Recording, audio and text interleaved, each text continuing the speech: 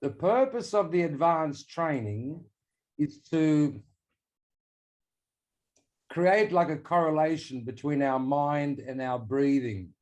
A particular sage, and we don't have a religious persuasion here, so it just so happens he said it, Ramana, and he said that mind and breath is like horse and rider. Control one and both are controlled. Mind and breath is like horse and rider.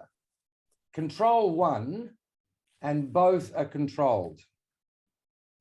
So, but you all know about pauses. You all know about trying to keep your level of carbon dioxide, to breathe more shallowly, blah, blah, blah. Sleep on your left, don't eat high protein stuff, etc., all to try to conserve and preserve your level of CO2. And then we try to understand what causes the loss of CO2. Deepening of breath. Deepening of breath causes you to lose CO2. Okay.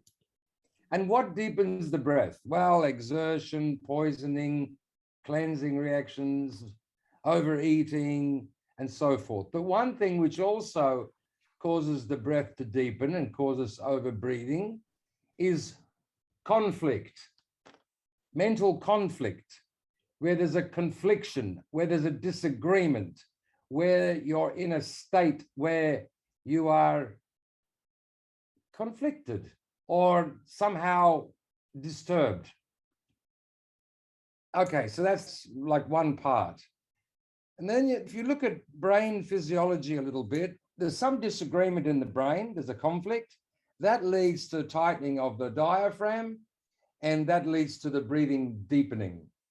And because you breathe 20 to 30,000 times a day, you may not think your breathing is deepened very much. You may not really be aware of it, but you're just a bit pissed off with something or someone, or you're not too pleased with the situation, generally speaking. And this has resulted in your breathing deepening quite a bit. And consequently, you're losing lots of CO2. And what we noticed was, or what Buteyko noticed rather, that people could get their pauses up, and particularly children, very easily with children. But he speculated as to why the children get their pauses up and they stay up much more easily than adults. Adults can get their pauses up, but they come down quite easily. And so some of you would know this, that, you know, you go real psycho and you do lots of pauses and they grow and they grow and they grow. And then you get slack for a while and it all somehow deteriorates. You can build it up again. It's no problem, but it's now another job to try to get that elevation of CO2 and to try to get good pauses and so forth. And it all came from this conflict.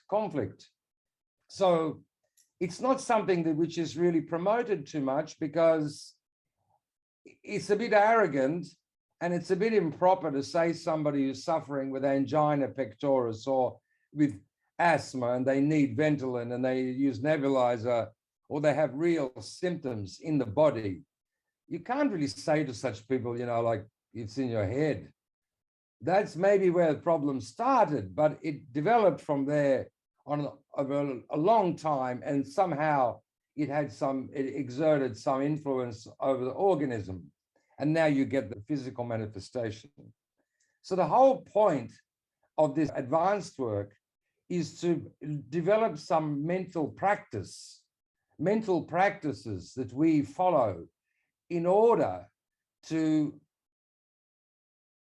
ameliorate, or to, shall we say, reduce the tendency of the mind to deepen the breathing.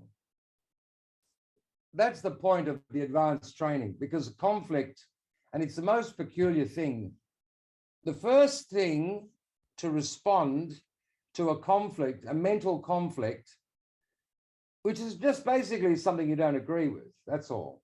The first thing to happen is, obviously there's some chemical stuff going in the brain, and the first thing outside of the brain to happen is the diaphragm becomes a little tighter here. Tension occurs here. And and around to the sides and up here. And so there's all this respiratory muscles. Mental conflict, first thing it leads to is the tightening of the diaphragm. And you start to check it and you'll be surprised. The smallest things can ratchet the diaphragm up a little bit tighter and a little bit tighter. And you're occupied mentally in this situation, this disagreement or whatever. And it can go extremely tight. And the pull on your breathing and the respiratory muscles becomes very significant. You're not even aware of it. Didn't even occur to you. Didn't even notice it, actually. And so our first approach, our first idea is how to take off conflict, how to take off the sense of mental conflict.